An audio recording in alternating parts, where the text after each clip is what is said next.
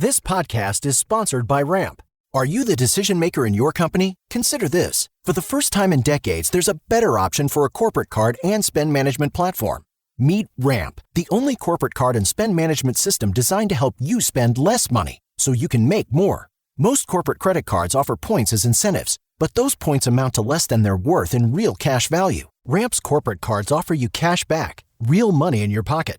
Plus, you control who spends what with each vendor.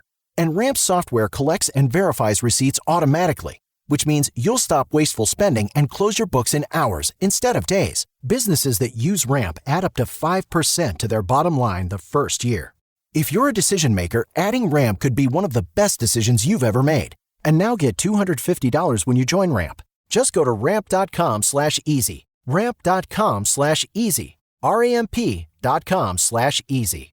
Cards issued by Sutton Bank and Celtic Bank, members, FDIC. Terms and conditions apply. Purchase new wiper blades from O'Reilly Auto Parts today and we'll install them for free. See better and drive safer with O'Reilly Auto Parts. O'Reilly Auto Parts.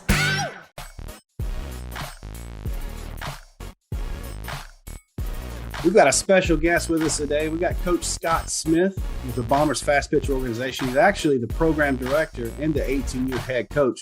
Coach, how are you doing? I'm doing well, man. I'm doing well. How about yourself? I'm doing pretty good. I want to thank you for joining me. I know we got a lot going on this time of year, trying to get everything done. So when you finally were able to catch up and kind of get going here, I want to start off by asking you, how did you get started and when did you get started with the Bombers? Well, obviously, like a lot of people that end up coaching girls softball, I ended up because I had a daughter that played, and she was playing in a local rec league here in New Braunfels, and I was actually stationed in San Antonio at the Fort Sam area. And, a few people that I knew from this area, I was kind of getting an opportunity back home in my hometown, and they kind of knew I had some background in baseball, and they were like, "Hey, you're gonna coach a team, right? This is just a rec team." And I looked around; nobody else would do it, just like how most of the time it happens. And I said, "Well, yeah, sure." And I was kind of embarrassed that I was coaching girls softball. You know, I had to talk to my buddies that were giving me a lot of trouble about it, but I had no idea I was going to fall in love with the sport the way I did. And that was in 2003. The Bombers had started in 2001. A gentleman named Mike Reimer and a lady named Connie Fight started it. It started with 2 teams in 2001. And in 2003, when my daughter was playing rec softball, people wanted to have another rec team, a 10U team. And we made it a Bomber team. And after about a year, her daughter graduated. They were in high school, these 2 high school teams. And she said, "Well, I'm just gonna be a fan now. It's you're in charge." I'm like, "In charge of what?" There's like 2 or 3 teams. And so in 2003, we were about 2 or 3 teams, and I was the so-called guy in charge. And then here I am in 2022, still doing this and loving every minute of it. Fell in love with the sport, and it's been a fun journey.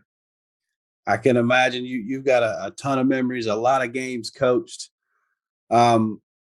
I want to ask you, I was reading this a little bit earlier. You've had the opportunity to be around a lot of softball. You've been able to coach a lot of softball. Did you think we would get to a point now where there's so much popularity on ESPN, on socials and stuff like that, where the game has just exploded? Yeah, yesterday, I think I had 4 games on at one time. At some point, I was trying to keep up with some of my players that were playing yesterday. It does not shock me because the sport's so good. And it doesn't shock me because the female athletes that you're watching on TV are some of the best athletes. It doesn't matter if they're a female athlete. They just happen to be a female. They're some of the best athletes in the world. And when you give them the platform that they deserve, which is starting to happen, and there needs to be more done. But when you give them that platform and allow them to shine, their heart, their desire, and why they play, because they all play for the love of the game. They don't play for the money. They don't play. There is no money at the back end of this right now for them, which is a disservice. But when you watch them play, you can't help. There's no coincidence that college softball ratings are outperforming college baseball. And college baseball is a great game, right? My son-in-law played at A&M. I'm a college baseball fan. Like I get it, but the reality of it is that female athletes on TV are such good ambassadors of sports, not just softball. They're just great sport ambassadors. Mm-hmm. And if you have a daughter, you can see why you want your daughter to be part of something just like that. And so we have great role models in the game today. The sport's in probably the best place it's ever been. It doesn't shock me that the popularity continues to grow. But again, what I hope is corporate America and everybody else that has an ability to help push the sport forward will start that process of investing in the sport and in our athletes and make it to a point where we see more of it for sure. I agree. It lends itself so well to TV because the action is so fast. I mean, you've got small ball, you've got the long ball, you've got dominant pitching, you got so much going on. And the young girls that are up and coming, whether they're 8 or they're 16, they see that and it gives them something tangible that they can go, hey, that can be me. It's no longer just a few times a year or maybe even less than that, where it's just the Olympics that they see, or they go to a camp and they just know a name, but they don't know a face. Sure. So, and you mentioned the ambassadors, man. You've had the opportunity to coach some of these ambassadors that girls look up to. You know, who would you say right now is probably the number one ambassador for our sport that seems to be kind of leading the charge everywhere she goes, everywhere he goes? It's growing the sport, you know, throughout the country and throughout the world. Man, it's so hard to put one name on that because so many of them are doing such a good job. And it would, you know, certainly you worry about not mentioning someone who's deserving. So in respect to not, I'll put my disclaimer out. Anybody I don't mention is not because they're not worthy of that response. But, you know, I had the chance to be around and coach Team Alliance this last summer against the U.S. national team. And, you know, I had a chance to share the dugout with Montana Fouts and Sis Bates and some of those guys.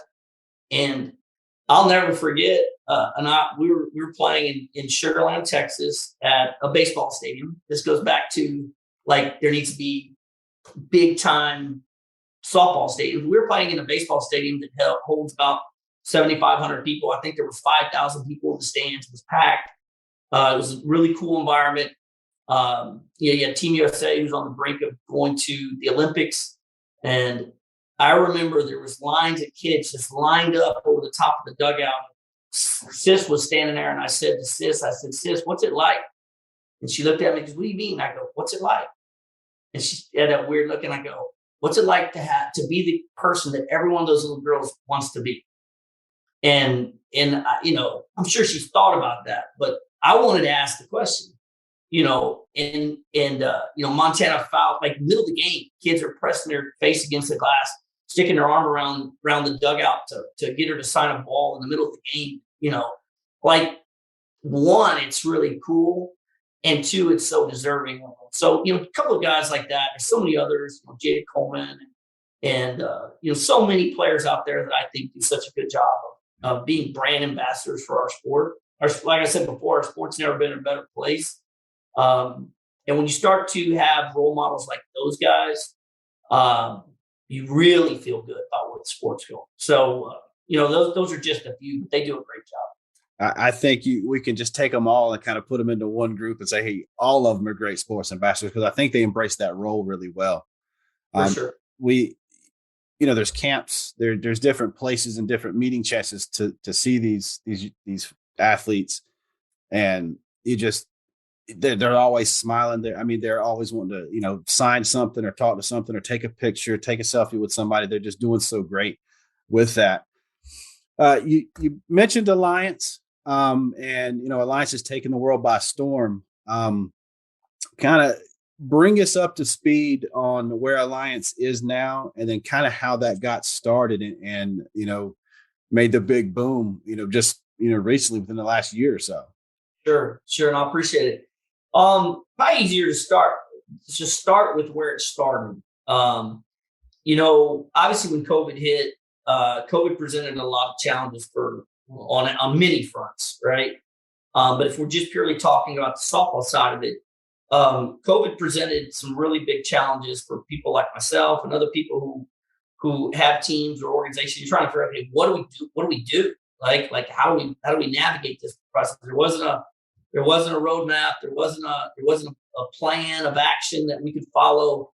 It really, really made a lot of people's hearts beat pretty fast when you're trying to figure out how to keep your players engaged. Like if you're just being coached at that point, right? Like, okay, how do we train them? Like, how do we do this remote thing? Like, so many things came out of COVID really from a really good perspective, as far as how we communicate with people, like you and I are doing right now, right? It's connected us in a better way in a lot of ways. I'd like to think that we're going to get back to where it's even a closer connection, where we're shaking hands and seeing people smile and all the things that you take for granted sometimes. And I feel like we're all getting to that place. It's getting better. But what came from COVID was good friend of mine. He's a competitor of mine. I try to bash his brains in every time we take the field, and he tries to do the same to me. Kevin Shelton here in Texas with the Glory, and he's somebody you'd be smart to talk to. But Kevin and I,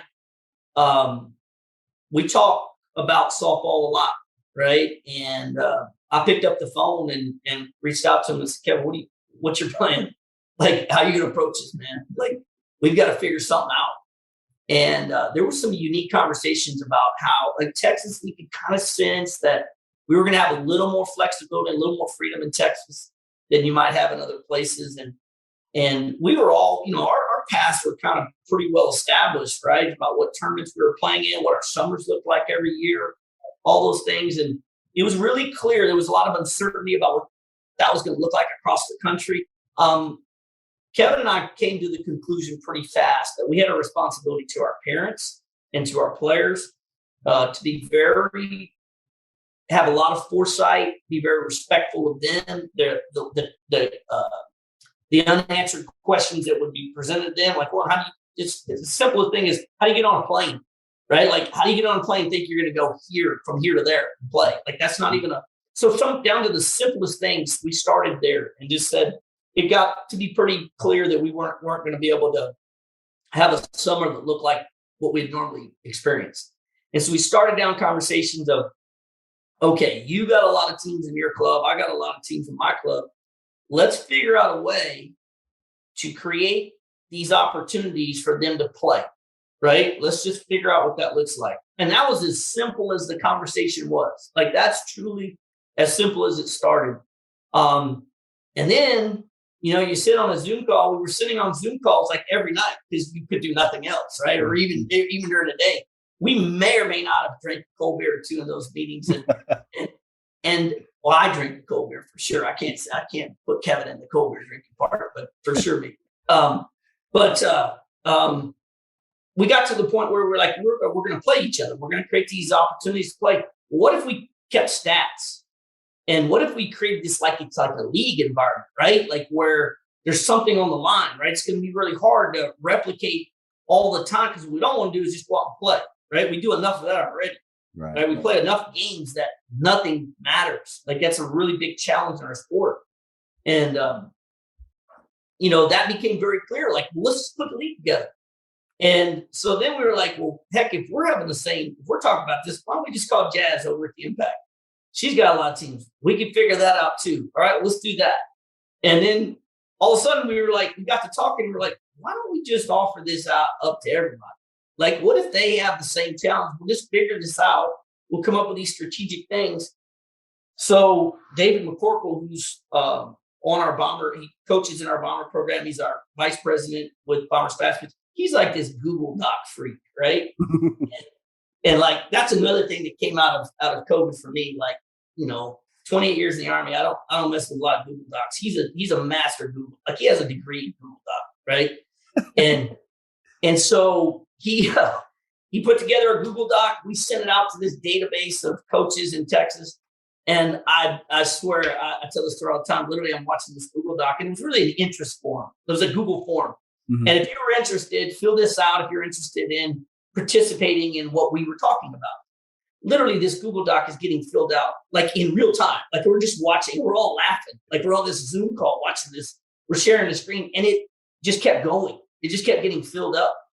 And there were 400 people signed up for it. Like it was so organic. It was so cool, right? And in a lot of ways, when everything seemed like we were getting disconnected from each other because of COVID, and what happened in Texas, and I can only speak for Texas on the front end of this, is it actually brought us all together. Mm-hmm. And that was really cool.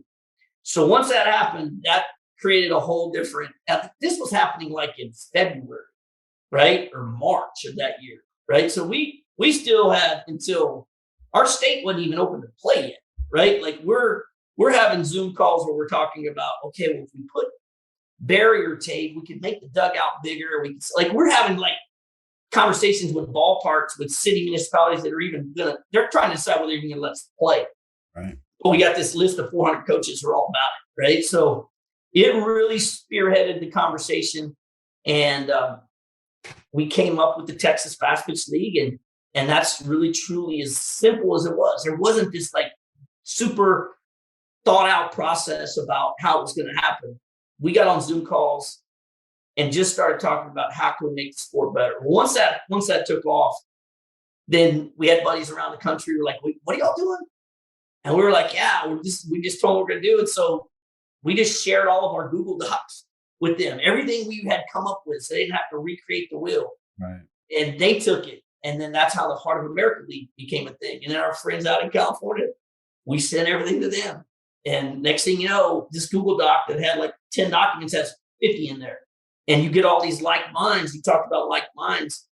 You get all these smart guys in a room, and it don't take much to get in a room and be smarter than me. But we get all these guys in this room on these Zoom meetings. And what started happening is this thing started to become a thing, right? And that's truly how it began. And I don't think people believe us when I tell that story. That's literally how it happened. And then we were able to have some relationships with some smarter people than even us, because we're a bunch of softball coaches. And we got Jamie Lowprice involved. And what we felt like, Tyler, was that we wanted to mimic college softball, right? We started saying, okay, if we're going to do this, how do we make the sport better? Right? What are some of the challenges that exist in the sport right now? One, it's super expensive. Two, people do not like stadium play. Three, you have too much travel, right? We in a lot of ways we were breaking, like me. I'll talk about myself, and I say we, but you could use your imagination. There's a bunch of teams just like us that travel 6, 7, 8 times a year, and we were breaking our athletes, right? 16 and 17-year-old girls are not meant to travel all over the country, play 7, 8, 10 games, fly the very next week and do the exact same thing. Their bodies are not built for that. We don't have trainers, right? We're playing a college softball season in 6 weeks. They play 50 games, 60 games in the course of the season. We do it in 6 weeks. So we were breaking our players physically. This podcast is sponsored by Ramp. Are you the decision maker in your company? Consider this. For the first time in decades, there's a better option for a corporate card and spend management platform. Meet Ramp, the only corporate card and spend management system designed to help you spend less money so you can make more. Most corporate credit cards offer points as incentives, but those points amount to less than their worth in real cash value. Ramp's corporate cards offer you cash back, real money in your pocket. Plus, you control who spends what with each vendor. And Ramp's software collects and verifies receipts automatically, which means you'll stop wasteful spending and close your books in hours instead of days. Businesses that use Ramp add up to 5% to their bottom line the first year. If you're a decision maker, adding Ramp could be one of the best decisions you've ever made. And now get $250 when you join Ramp. Just go to ramp.com/easy. Ramp.com/easy. RAMP.com/easy. Cards issued by Sutton Bank and Celtic Bank, members FDIC. Terms and conditions apply. And so we said, listen, how can we create this sport, make it better? Well, we could create these regional environments, right? Where there's a lot on the line, right? Because we were playing a lot of showcase games. It didn't matter who won. Like somebody calls, hey, you're getting a free invite to this event or that event. And like I started in the days we were playing Gold Nationals where there was 160 teams for 6 berths. Those were slugfests. Yeah. Right? I literally grabbed my stuff, walked off the field. They're giving 2 berths. We got third, and we played 13 games. Right? Like we didn't make it. But what we were doing, we were creating these competitive super freaks. Mm-hmm. Right? So our competitive side had gone down. So that was at the top of the list for the alliance and the leagues was how do we increase competitiveness? Well, top, you have to earn it. You have to earn it. You have to earn a berth to play in the national. There's no free invite berths. That cannot be a thing, right? And then let's create an environment where there's more on the line. A lot. Let's keep stats. Because I also felt like one of the prerequisites as we were doing this, so kind of jumped ahead, but we decided to create it like college softball. So the Texas League, if you want to do the analogy, the Texas League is the Big 12. Right. The Southeastern Fastpitch League is the SEC. The Atlantic Coast Fastpitch League is the ACC. The Pacific Coast Fastpitch League is the PAC. Right? Like that environment replicates college softball. And that's our job at the travel ball level, is to prepare players to play at the next level, which is college softball.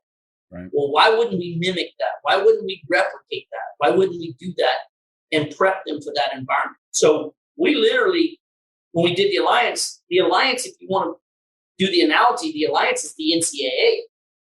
The leagues are the conferences. Well, the alliance holds all the conferences together.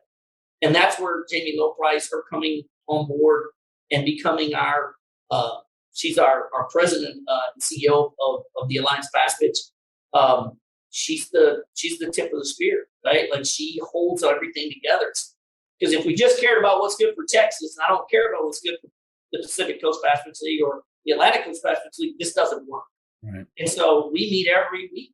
Our leagues meet every week. We have commissioners, and they talk through how do we create this environment to make it better. So that's truly how the Alliance just kind of literally just organically became a thing.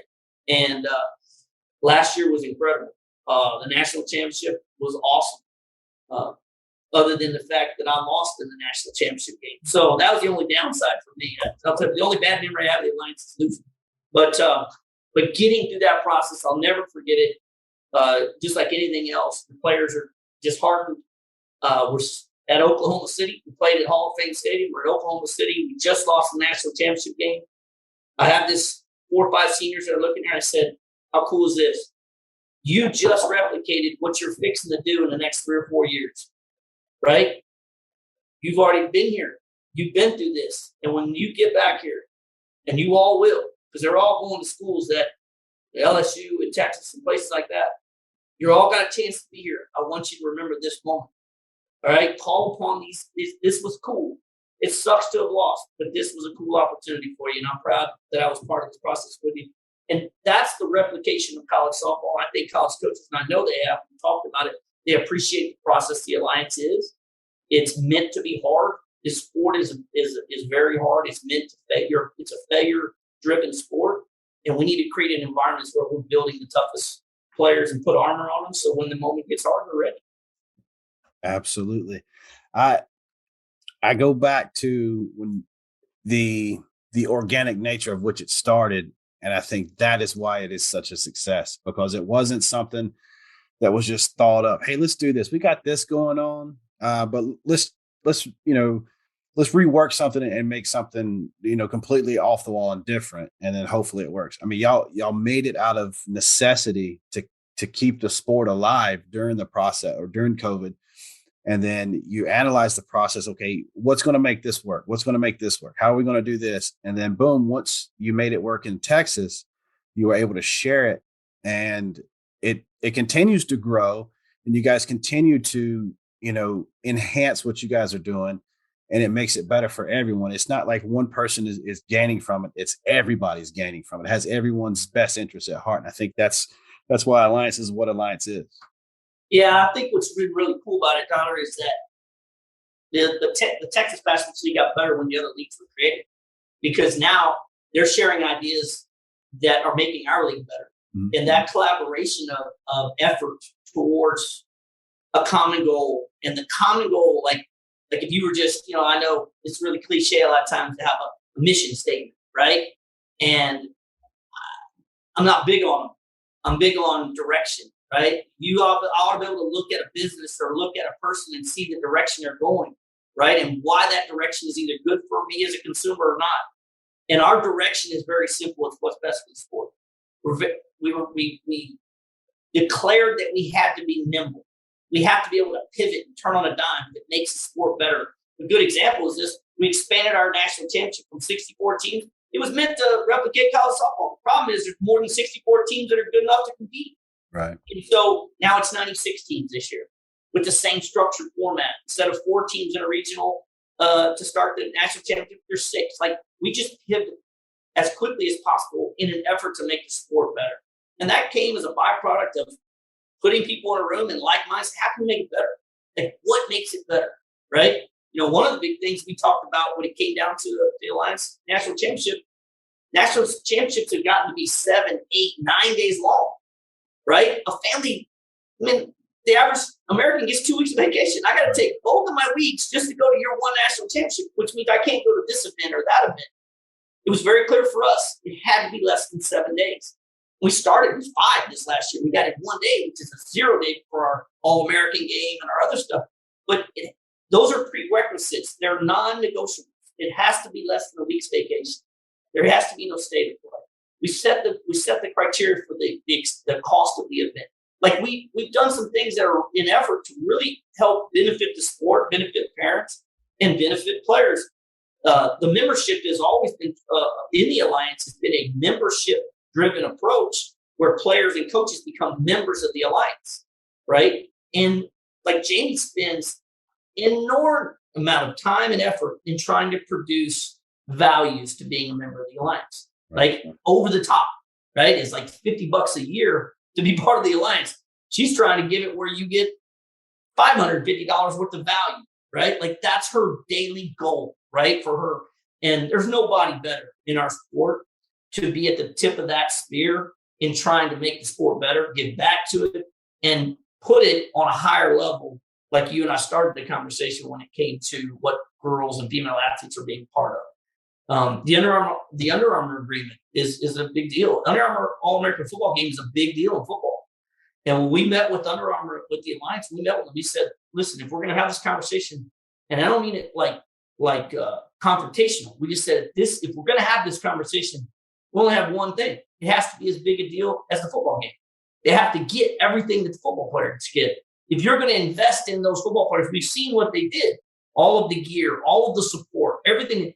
Under Armour came in above that, right? That was incredible, right? And so for me, that was a really big thing, was where that I'm gonna put my light up for you, brother. Apologize. I got one of those. I got one of those lights. You can tell we're doing this live. I got one of those lights that kicks off if I don't move around. But Under Armour came in over the top, and that's when I knew, like, wait a minute.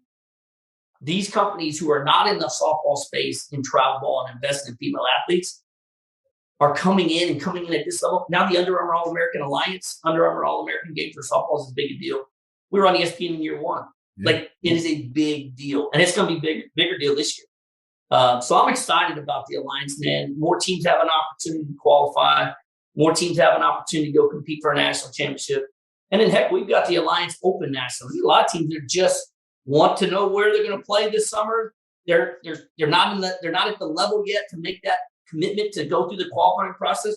Now they can sign up and go. They don't have to qualify. They can sign up to go play an Alliance Open National in Chattanooga. They know exactly where it's going to be. It's going to be an incredible event. So there's the teams that have to go through the qualifying process, and there's an option for teams that just want to go and play and get the Alliance experience and just play in an Open National. So I'm excited. That's an example of adjustment from year 1 to year 2.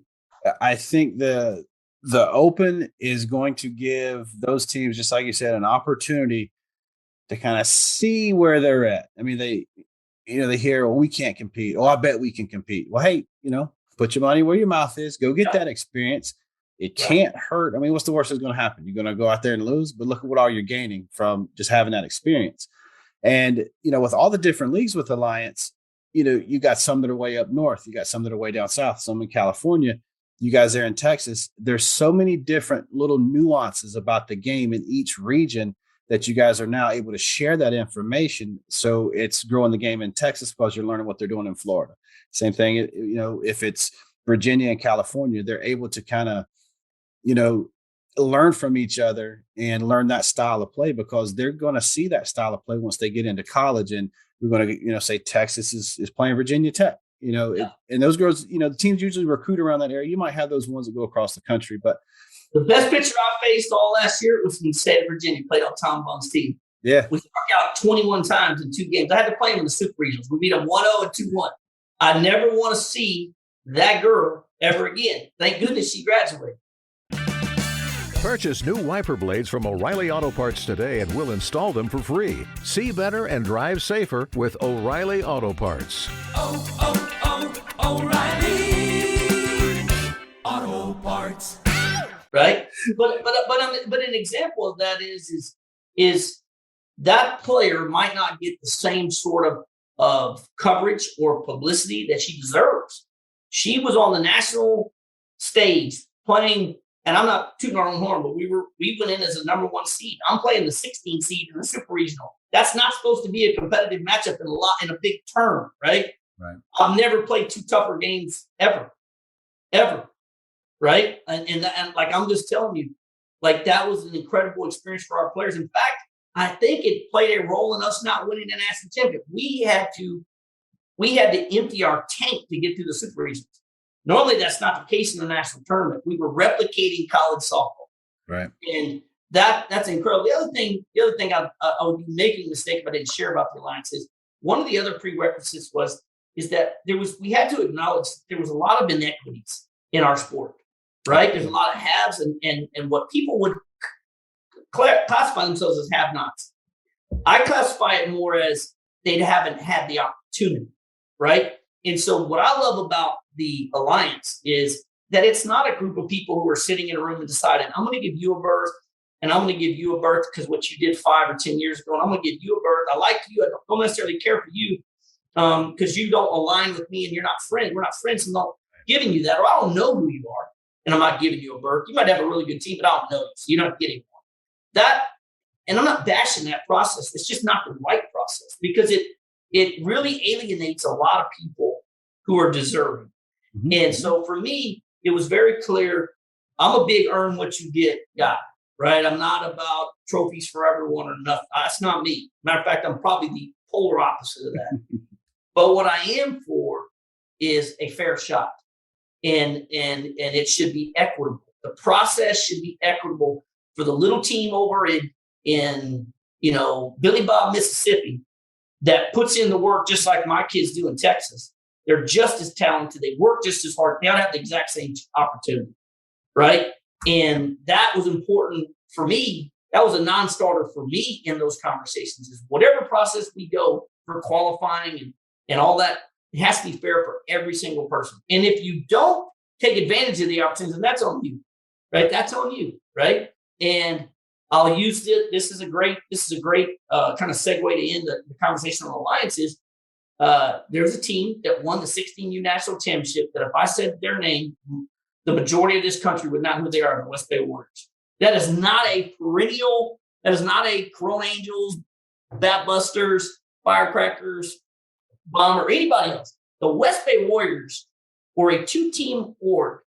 They won the 16U National Championship. What a great story, man. Yeah. Like they won the national championship. I'll promise you this, those kids are on the map now. And that program is on the map now. And they earned that. And that's such a cool story. And I know those guys, I know how hard they've worked. I've played them for years, right? And they're good people. And they did it the right way. And they took their team, went through the process and won the national championship. Like, that's such a cool story. It's an example of why the Alliance is a working model that makes sense. And so I think I'm really proud of what the Alliance is. We haven't done everything right, Tyler. There's things that got to get better like anything else. But the intent, the azimuth of the compass is pointed in the right direction with people who care about the sport. And I can tell you that the intent is that it's going to be a continued product that gets better and better every year. I agree. The future is bright, not only for Alliance, but for the sport.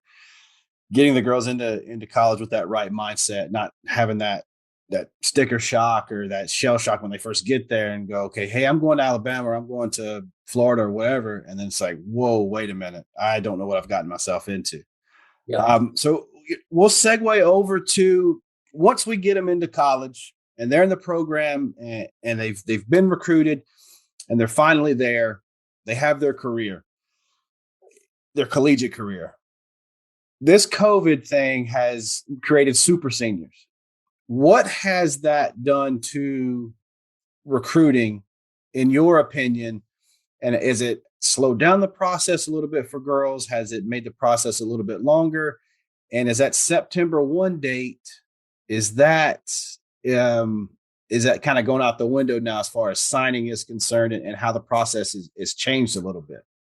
Yeah, it's a good question. Like, I don't think there's an absolute to it. Like a lot of times we try to put absolutes. Like it's affected college softball this way. At the Division I Power 5, it's pretty challenging, right? Like the number of opportunities are less because of the transfer portal.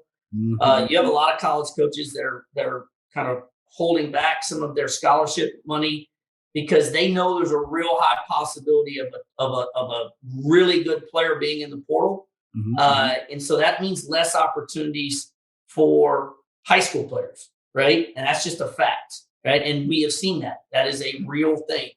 The fifth year thing, I think last year was a bigger deal than it has been this year. I haven't felt that, right? Like as much. There are kids that are still around, but I think the dynamics of the way college coaches, and they got a hard job. They're navigating it almost like a salary cap in a lot of ways. And I think for the most part, they've done a great job. And I know some that haven't. You know, I've been disappointed in some of the process as well. But for the most part, I really think they got a very challenging job on their hands in navigating that. And I think for the most part, have done a great job. I don't think it's as relative, the fifth year senior thing. I haven't seen it like the mid-major down, get into D2 and D3, obviously. It's not as affecting it, other than you see some pretty large rosters, right? Some pretty heavy rosters, but I haven't seen it affect the recruiting side of it necessarily. I think that process is going to continue to shake itself out. I think it shook off a little bit this year. The September 1 date is super important for every kid when September hits of their junior year. Like it's an important aspect because it opens the door to conversation and contact in a lot of ways, right? And so, you have that 1% to 2% that at midnight, 12:01, they were getting phone calls, right? And I had players on my own team that obviously that happened to. I had a player or two on my own team that didn't happen for. They didn't commit. We had some kids, end up committing by, middle of September. 2 weeks later, they were committed. We had some kids that didn't commit till the middle of November, that went through the process. So I think it just varies from player to player. I think the transfer portal is having a bigger effect on the college recruiting now than anything. Because, if I'm a college coach and do I gamble on a high school kid and what they potentially can be, or I gamble on a college kid with college numbers, right? If she has some numbers and I've seen that kid play, or I played against her or whatever that might look like, I have a little better knowledge of her. But I think it is harder. And that very first year, those kids that went out of that 20 class, right? Like there was some challenges. That 20 class, that 21s, the 22s, like there were some challenges there. And we've had some players have some success early on in college that off our team. And it's funny you brought it up because we talked about how important the preparation to be ready for college softball when COVID had hit and they weren't able to, we had to train while we waited. And we had to put a lot of emphasis on preparation. And then not to rehash it, but what the Alliance gave them as far as a preparatory step. I had one of my freshmen last night throw a no-hitter. I had two other freshmen that are powerful that are batting leadoff and leading the team and hitting. And I'm not beating my chest for that. I'm just so proud of them and the preparatory work they've done. Those things don't happen by accident. Right. And they're in great programs, and those coaches are coaching them up really well too. But I think their foundation of what they were built on have prepared them for success in a lot of ways, not just softball, but life, and endured a really challenging aspect. So I don't think the COVID thing is as big a deal at this point. Like the 23 class was a little slower. I think the 24s and 25s, you're going to start to see it get a little bit normal again. Yeah, I think it's starting to iron out a little bit. And I think you're right about the 23, 24s, and 25s. I think it'll kind of, the COVID super seniors will kind of, get out. And I think the transfer portal now it's gained that so much, I don't know, steam, I guess. I don't know if that's the right word, but like we hear it so much because of football. And then it's kind of related over, to different things, but it's in college softball too. I mean, girls are moving, might not be the right fit, this or that. And so that takes a little bit of effect on the high school seniors that are coming up, and the juniors are trying to figure out what program they are, because that school they want to go to may, that coach could be waiting on something, waiting on something to shake out, or, hey, we're not looking at 23s right now. We're done looking at 23. So now that player's got to, adjust their list a little bit. So we got the girls, they've gone through college now, they're graduating. What's that next step for them? What are we looking at as far as, pro fast pitch? I think that's probably the most disappointing part of our sport, to be honest with you. It's the thing that disappoints me the most is, we have a wonderful product. Some people stepped up and created Athletes Unlimited, and the players that are playing in that environment, it's an incredible platform for them to play. They're compensated really well, and they produce, obviously because they're such good athletes. Well, like we talked about before, they produce a great product. But I think the concept of pro softball should not be some modified version like that going forward. Like, I think if we're saying we're being realistic about it, and we say that we're not going to negotiate to play some modified version of pro sports because we're females and people don't want to invest in it. I think it's incumbent upon us to be leaders in creating that environment. And that is going to take some work, because it really always just comes down to the financial model. It's not the product. It's not the want to. I think as fans, I was involved in the NPF. I coached in NPF. I think the fans have a responsibility as well. Like, to be completely honest about this, they need to go out and support those games when those games happen. And a lot of that falls back on the teams when it comes to marketing and opportunities. And you're seeing the reason college softball is so popular is, like you said, you can pull up, you can watch a game, 10 games in the course of a weekend. You see them, they're creating stars, they're doing all that.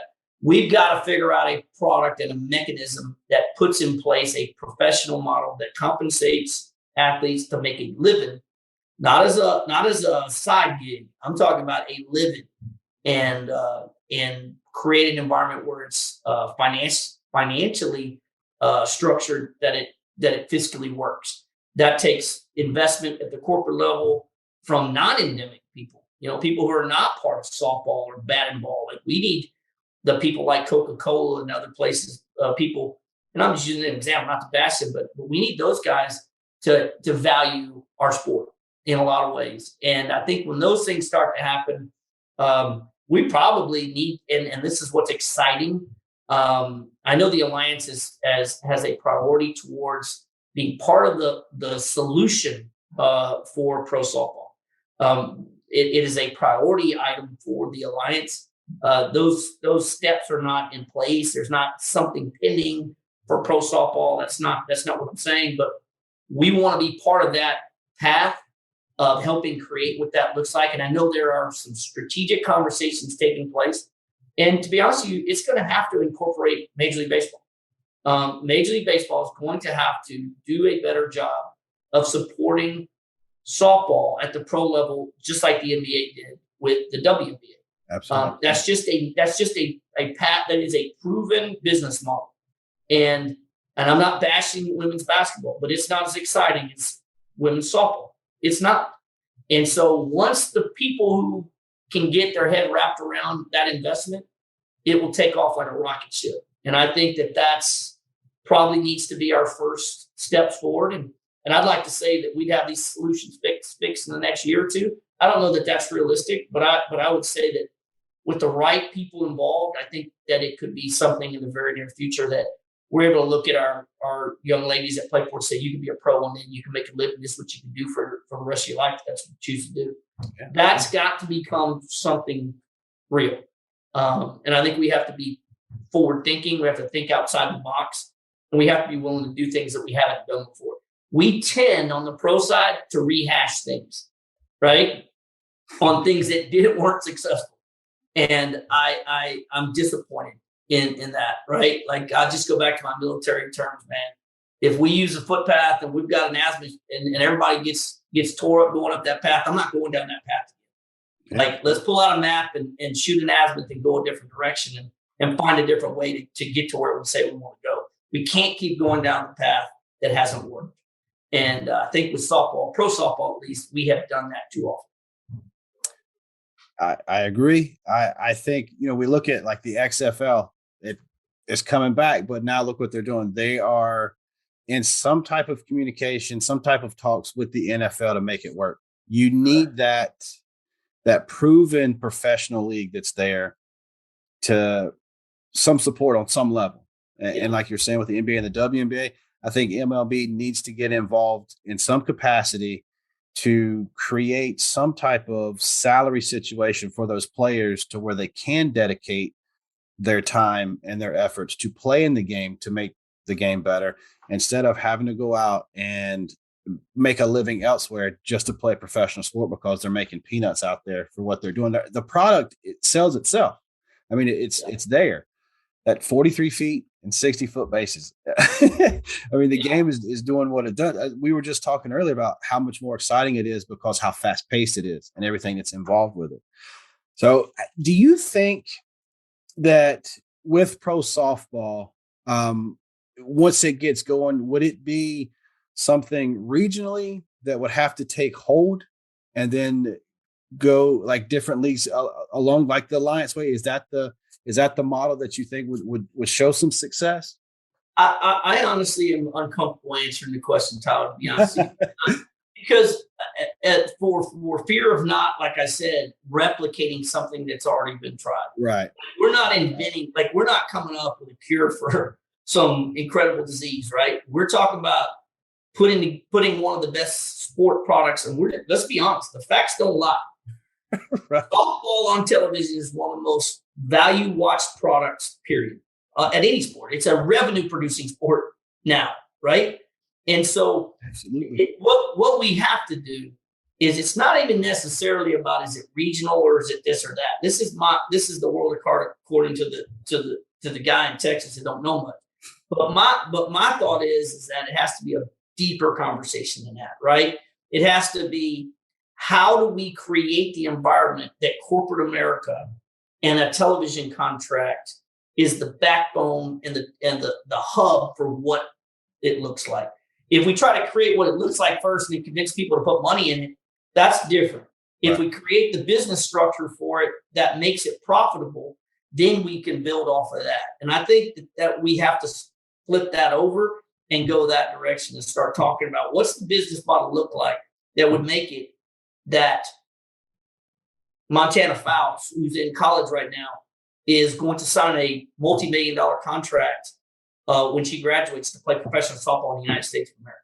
Right. And in how corporate America expand on that. I think the NIL stuff that is happening at the collegiate level is going to aid that process, because you're seeing corporate entities who are not endemic to that particular sport invest money in athletes because they see what the value is. Right. Okay, now it's our job is to create a different picture of what that value can look like in an entire league. And so I think those are where we have to start our conversations. The reason I said I don't know that it's a scenario that gets done in the next year or two, whatever that looks like. But I think we have to at least start the process, and I use a lot of military analogies, but I think we have to start the process by open the map and starting to shoot a different azimuth to get where we want to get. Right. And we have to stop regurgitating and rehashing failed approaches. And we don't need to come up with gimmicks either. Our sport's too good to come up with a gimmick that makes it work. Right. I think we need to be very strong about our athletes. Like anything else, you're going to sell a product, make it about the product. Right. And the product is the best thing we got. It's our athletes. It's our young ladies that we have playing the sport. I think that's where a lot of different things fail is we'll take something good and then we'll try to make it better. We'll try to change it a little bit and then end up getting away from what it truly is. I want to sort of get into the recruiting process. One more question, as far as if there's something you could change with the recruiting process, or something that works really well that you back up really well, or something that you would want to change. What is something that you would change about how the girls are going about the recruiting process and the schools are going about the recruiting process? Is there something that would make it easier, or you wish you would see some type of change? Yeah, you're going to get me in trouble. No. And I say it easier for the girls to be seen in the right way. Well, we're not getting anybody in trouble, but No. I mean, when I say in trouble, I'll probably say something that's probably not popular and popular in some ways. Right. We condensed the recruiting window to 6. If we're just talking about the Division I level, and just talk about it from these terms, we condensed it to 6 weeks in the fall and then the summer. The 6 weeks in the fall, it makes it extremely challenging because inevitably every player is trying to maximize their total, right? Yeah. So as a team, it ultimately puts me having to play 6 weeks in a row, right? Theoretically, right? And so then player development gets affected by that, right? Meaning we don't get to spend as much time on the practice field with them as we'd like to from a team perspective. And inevitably, I'm not one of those guys. Well, you're not forced to do that because I'm sitting here saying one thing, and then I'm fixing to use the example that there are some college coaches that say, well, yeah, but I can't get out and recruit at this time of the year because of this. Well, you can if you decide you want to, right? Like, just like where I'm saying, well, if I don't want to, if a college coach doesn't want to have to go out and recruit all the time, then don't do it. Well, the flip side of that is people could say, well, if you don't want to play 6 weeks in a row, then don't do it, right? I'm not a hypocrite in that respect.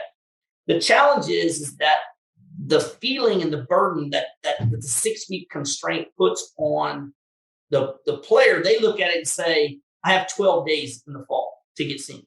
Right. Saturday, because you can only recruit on Saturday and Sunday, right?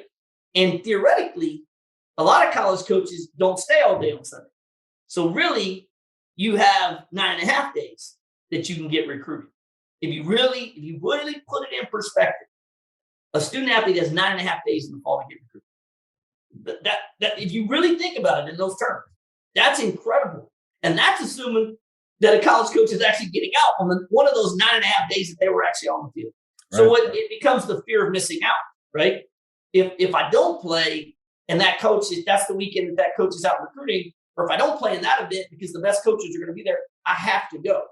We aren't even talking about the competitive side of the teams. I just want to play. Like, for me, I have a responsibility to get my kids recruited. But that's not my number one responsibility. My number one responsibility is to teach them how to play the game the right way so they can get recruited. Right. Well, that starts with competition, and I'm the most competitive guy you probably ever going to meet. If I'm playing my mom in checkers, she's getting her ass kicked.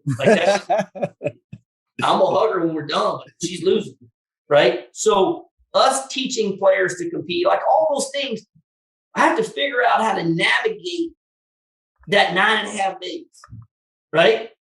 Well, what's taking place now is we have a lot of colleges that are starting to run camps inside the 6 week window. Yeah. Taking players off the field on those 9.5 days they get to play. So that's why I'm really passionate about this. I think we've gotten off base. They took away Fridays as a day for evaluation. Right. Where they can't, because they were saying, well, we don't want kids to miss school. But these are the same thing. But you're asking them to come to a camp that starts at 9 a.m. on Saturday. Right. They have to get out of school on Friday to fly to your camp. Like, what they're saying is not adding up. And so I'm a free commerce guy. Like, I just say open it up. College coach wants to go out and watch, let them do it. The college coach that doesn't want to, and because their argument is they want to stay and want to be with their team in the fall, then be with your team. Or send one of your other coaches out. Like it goes back to, like, I'm not going to be a hypocrite and say, well, I'm forced to play the 6 weeks. No, it comes down to just number of days for us because it's compressed so much. And so if I was fixing or changing anything, that's where I'd start. I'd make it a really open process that recruiting opens up on September 1 and ends the last weekend before Thanksgiving. College coach can freely go in and out. If you're a northern state, obviously you're going to recruit a little more heavy in the September timeframe.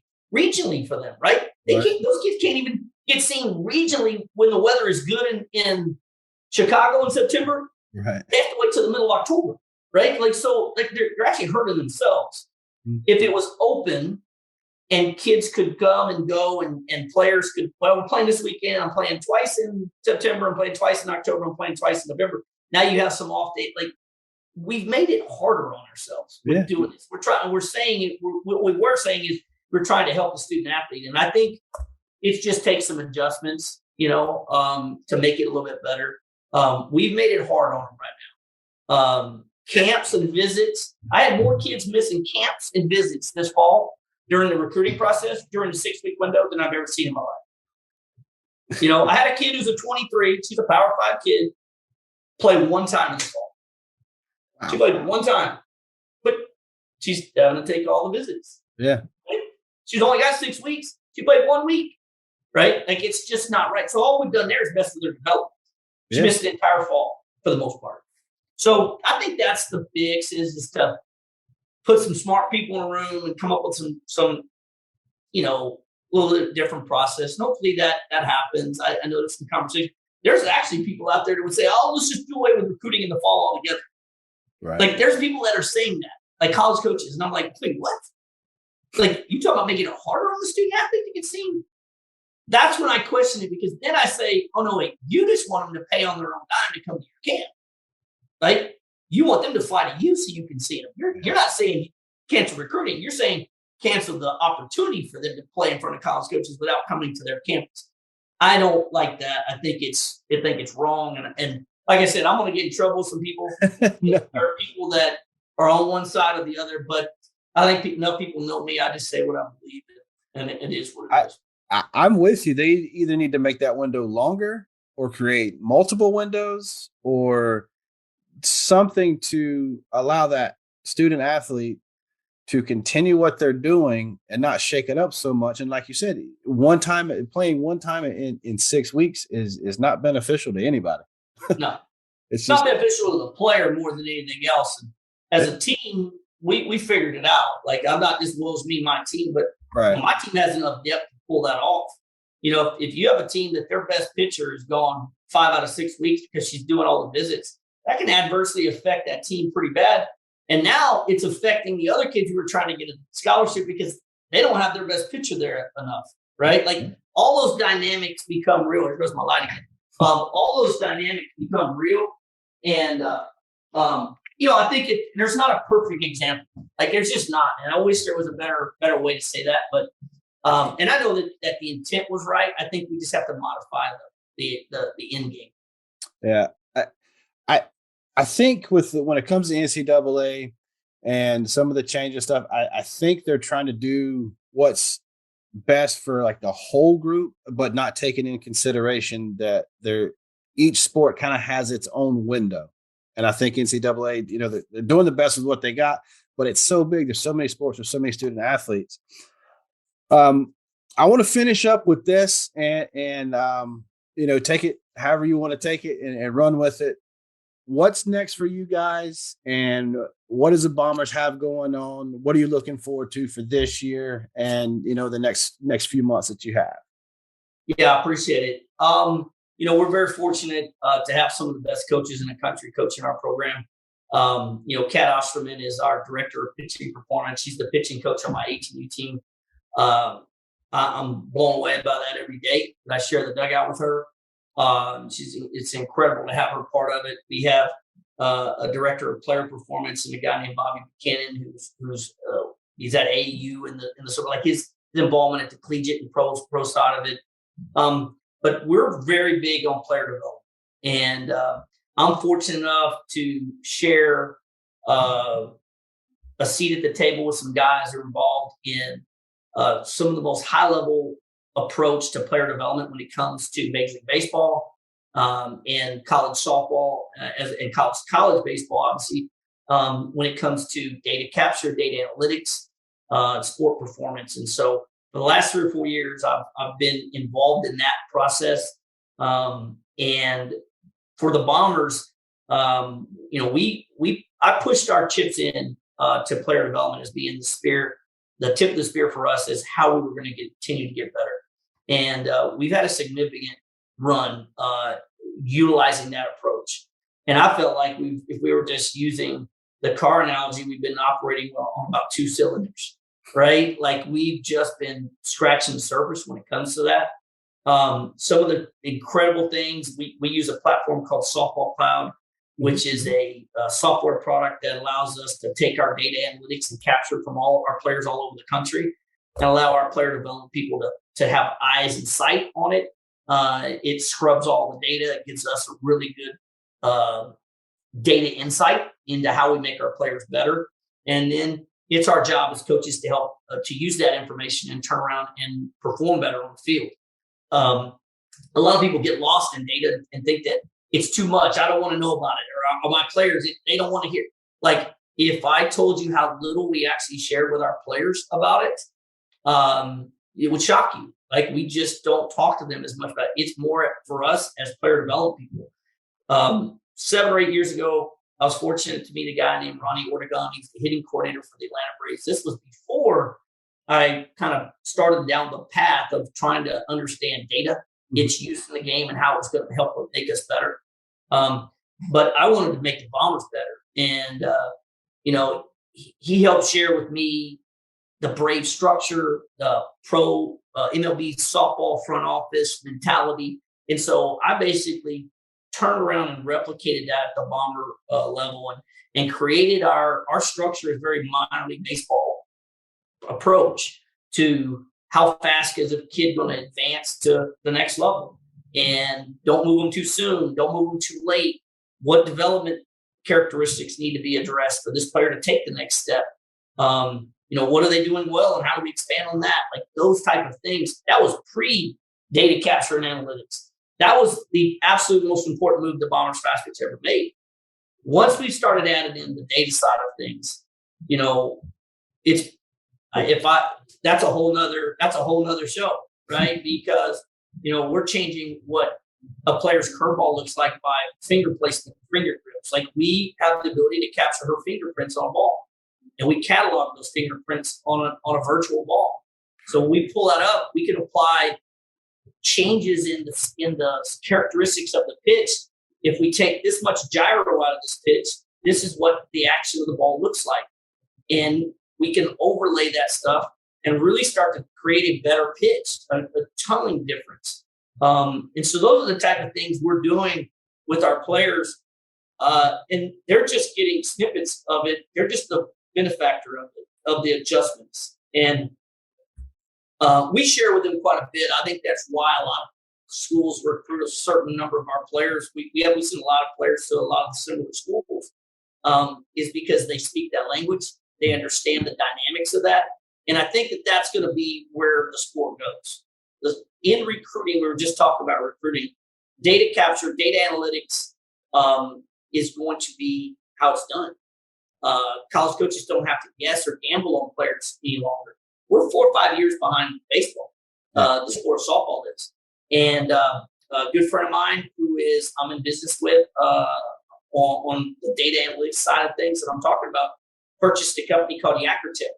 And Yakkertech is an optical tracking device that's going to be installed in every softball stadium in America, right? Eventually. That's what's happening. It's in baseball. But, Yakkertechs are in University of Texas, Florida State, North Carolina State, all these different places, right? Going into OU and Oklahoma State. Like these guys, this in-game data capture, how does the player perform in-game? Right? It's one thing to hit off a tee and you put it on Twitter and it looks cool, right? But how does that play in-game, right? And once the data capture starts happening in-game, then it's going to find its way in recruiting. And college coaches, we share that information because we have the ability to capture some in-game data by our relationship with these guys. And when we're sharing that information in-game and it plays, and it's better than the player they have currently on their staff, they want that kid. Yeah. And that's what's going to come. They're going to say, do you have your data in the recruiting process? And if you don't, you become a question mark versus the kid who can prove what their stuff does in-game. So whether people want it to be part of the recruiting process or not, it will be. And it is. It is now. It is now. And it's going to continue to be a bigger part. I think, when we're talking about recruiting, sometimes it comes down to splitting hairs. And if some girl in her organization has got that data, that, hey, here's mine, and the other one's got maybe some handwritten notes, or that could end up being the difference. And a lot of times it is the difference. Tyler, we've been capturing data for years. It's called a radar gun, right? like that's a fact. Like people don't get it. Like we've been capturing data for years. We say, yeah, she throws this. Oh yeah, you captured that? Okay, yeah, I got a pocket radar. See, it's a 64. That is that proves to people what you say, right? How many times you've been around somebody? Oh, she throws 68. She gets in the game. You put her in pocket radar. She's throwing 62, right? Like what you say is going to become less important than what you can show. Right. And that's really where the product Softball Cloud, and I'm so proud of that product. And my friend Kevin Davidson, who owns that company, it takes the data and turns it into a visual opportunity for a college coach to evaluate. And it's or a player development coach to decide, how do we move this player from here to there? right. How do we make them better? It gives them that snapshot real quick, and then it shows them exactly where they're at, and then that trajectory of where they're going. It shows trends. And Matt, you look at baseball as a professional, how far analytics has come with that. And I think it's just a trickle down effect. And it's proven numbers that if you can track data, then you can use it to your advantage. And data's finding its way into so many other aspects of the sport. We go back to the NIL stuff, right? Mm-hmm. How baseball has been monetizing data for years. Like I didn't know this stuff, bro. Like I didn't know this, but I got to where if you knew what the New York Yankees paid colleges, and I'm just using the Yankees as an example. Like I'm talking about Major League Baseball. If you know what Major League Baseball teams pay college programs for their data, they buy that data. Wow, I didn't know that. Yeah, well, that's the player's data. That's the school. Well, the player hasn't really been able to monetize that up to this point because of NIL, right? Wow. The data is what is the value. The value is the data, right? Because now that data can be used for draft decisions. All these different things are $1 million decisions, right? The difference between getting drafted in the first round versus getting drafted in the third round. Well, I'm not drafting a guy in the first round who doesn't have the data to support that. They don't make those $1 million decisions without a whole lot of insight. And being involved in that from sitting in the back of the room as the softball guy, getting to be exposed to that and see the path forward for how it's going to relate to softball. When we talk about pro softball, these are the type of things we're talking about, right? Kids are signing NIL deals because of their data in their social media accounts. How many followers? How many reaches do they have? Though that's data, right? Mm-hmm. That's monetized data, right? They're signing a deal because you have this data and you do this, right? That's data. But what's going to come from it is on the softball side, we'll be able to value the data on field and in performance. The performance data will become a really, really powerful product as it relates to, like I said, player development, recruiting, NIL opportunities, data monetization, all that stuff. And everything we do is on the phone. Don't fool yourself.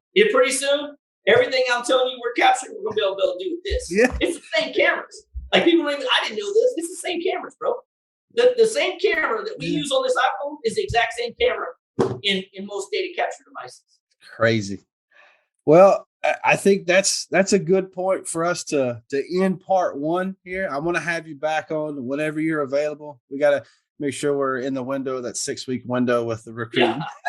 I'm free on Fridays, man. I can be talked to on Fridays where everybody is. So. Well, we covered a whole lot of stuff here, and I want to dive deep into the data again and kind of explain that process and kind of not necessarily hit us with some real numbers, but kind of give us some scenarios of how it works, why it works, and how it's proven, and this is why, so that other teams, other organization, other coaches will be able to use that information as well. Because I know I don't use it. I don't use it enough. I mean, like you said, we see data all the time, but when we start to really focus on it, how that can change the game for some girls that may not even know who Bombers are. She's 12 years old and trying to figure out how she's going to play. She may not have the coaches around her that can do it, and also helping the parents. I mean, that's what this is all about for me, is getting folks on just like you, having the time to sit down and help out, anybody around the softball game. I mean, the world needs people just like you, and I appreciate you coming on and talking to me and sharing your story with the Bombers and with from Alliance. So if I can have you back on in the future, man, we're going to do it and sit down. I thank you for coming on. Yeah, man, I appreciate having me, man. I come back anytime. Love talking softball. Appreciate what you do for the sport. Appreciate what the platform you're creating for the sport to get better. So I'm a big fan of Black Diamond now, and anything the Bombers and I can do to help promote what you're doing, we're all about it, man. So I appreciate you having me. Thank you so much. Absolutely.